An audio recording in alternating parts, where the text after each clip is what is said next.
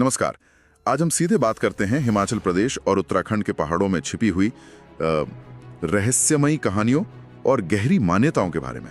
जी हाँ, और इस चर्चा के लिए हमने आधार बनाया है Himalayan mysteries wandering souls of Himachal and Uttarakhand किताब के कुछ अंशों को। ये अंश उन विश्वासों पर रोशनी डालते हैं जहाँ ये माना जाता है कि आत्माएं आज भी इन वादियों में भटकती हैं। बिल्कुल। तो हमारा मकसद है इन पहाड़ों से जुड़ी कहानियों को, इन धारणाओं को समझना कि कैसे यहाँ प्रकृति में एक अनदेखी सी ऊर्जा महसूस की जाती है और स्थानीय लोग वो इन अदृश्य शक्तियों को कैसे देखते हैं। हाँ, और वो जो बात है ना कि कुछ गांव ऐसे भी हैं जहाँ सूरज ढलते ही दरवाजे बंद हो जाते हैं। हाँ वही, आखिर क्यों? चलिए इसी रहस्य को थोड़ा खोलते हैं। तो देखिए, स्रोत के हिसाब से एक बुनियादी मान्यता ये है कि पहाड़ सिर्फ देवताओं का ही घर नहीं है, बल्कि यहाँ आत्माएं भी उनके साथ ही मतलब एक तरह से रहती हैं। अच्छा, सहअस्तित्व जैसा कुछ, दैवीय और पारलौकिक शक्तियों का एक साथवास। हाँ बिल्कुल वैसा ही, देवीय और पारलौकिक दोनों का। और ये सिर्फ कोई सुनी सुनाई बात नहीं है ना? स्रोत में देवता दरबार का भी जिक्र है। ये क्या चीज है, कैसे होता है ये? हाँ, ये बहुत दिलचस्प है। स्रोत बताता है कि कुछ गांवों में समय समय पर ये दरबार लगते हैं।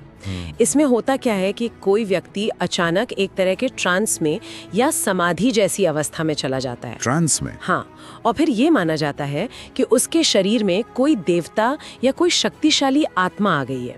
फिर वो व्यक्ति देववाणी बोलता है, मतलब समस्याओं का हल बताता है या भविष्य के संकेत देता है। सच में? और लोग इसे मानते हैं? अरे, इसे वहाँ मजाक में बिल्कुल नहीं लिया जाता, काफी गंभीरता से लिया जाता है। ये देवताओं से सीधे संवाद का एक जरिया माना जाता है। दिलचस्प। अच्छा, और वो तंत्र मंत्र वाली शक्तियों का क्या? स्रोत हिमाचल के कुछ खास इलाकों का जिक्र करता है शायद। जी हाँ, हिमाचल में खास तौर पर किन्नौर, कुल्लू, मंडी और चंबा ऐसे इलाके। यहाँ ये मान्यता काफी गहरी है कि कुछ अनुभवी तांत्रिक या कहें तो जादूगर होते हैं। जादूगर? हाँ, मतलब स्रोत के मुताबिक ऐसा माना जाता है कि उनके पास ऐसी मंत्र शक्ति होती है जिससे वे पहाड़ों की ऊर्जा को, यहाँ तक कि मौसम और हवाओं को भी नियंत्रित कर सकते हैं। मौसम को भी? ये तो कमाल है। हाँ, और कुछ तो लोगों के भाग्य पर असर डालने का भी दावा करते हैं। भाग्य पर? ये तो सुनने में ही अविश्वसनीय लगता है। अच्छा, ये तो हिमाचल की बात हुई। उत्तराखंड के बारे में स्रोत क्या कहता है? वो पिथौरागढ़, टिहरी जैसी जगहों के बारे में। हाँ, उत्तराखंड के पहाड़ी जंगल, खासकर पिथौरागढ़, टिहरी और चमोली के इलाके, वहाँ से जुड़ी कहानियां भी कम रहस्यमयी नहीं है। स्रोत में ना बुजुर्गों के हवाले से बताया गया है। अच्छा, क्या बताया है? कि कैसे घने जंगलों में रात के गहरे सन्नाटे में कभी पुराने वीरान से मंदिरों की घंटियां अपने आप बज उठती हैं। अपने आप? हाँ, या फिर पेड़ों के बीच कभी कोई अनदेखी परछाइयां घूमती हुई महसूस होती हैं।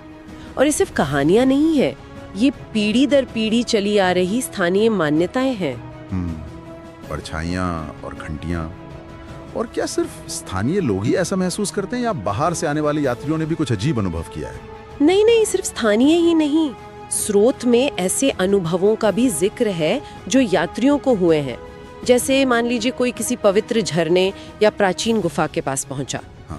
और अचानक बर्फीली हवा का एक तेज झोंका महसूस हुआ, जबकि मौसम बिल्कुल शांत था। अच्छा। हाँ, तो कुछ लोग इसे उस स्थान की पवित्र आत्मा या प्रकृति की ऊर्जा मानते हैं। कुछ का मानना है कि ये अदृश्य शक्तियां हैं जो शायद आने वाले की नीयत को परख रही होती हैं। समझ गया। तो इन सारी बातों से एक चीज तो साफ है, पहाड़ों के प्रति एक गहरा सम्मान, शायद जिसमें थोड़ा डर भी मिला हुआ है ना? बिल्कुल सही। यही कि इन पहाड़ों का, यहाँ के पेड़ पौधों का, चट्टानों का अनादर नहीं करना चाहिए। हाँ। स्रोत भी इसी तरफ इशारा करता है।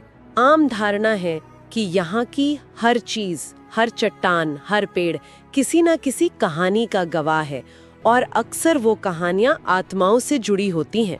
तो मतलब इन शक्तियों को हल्के में लेना या उनका मजाक उड़ाना ये गलत माना जाता है? बहुत बड़ी भूल मानी जाती है।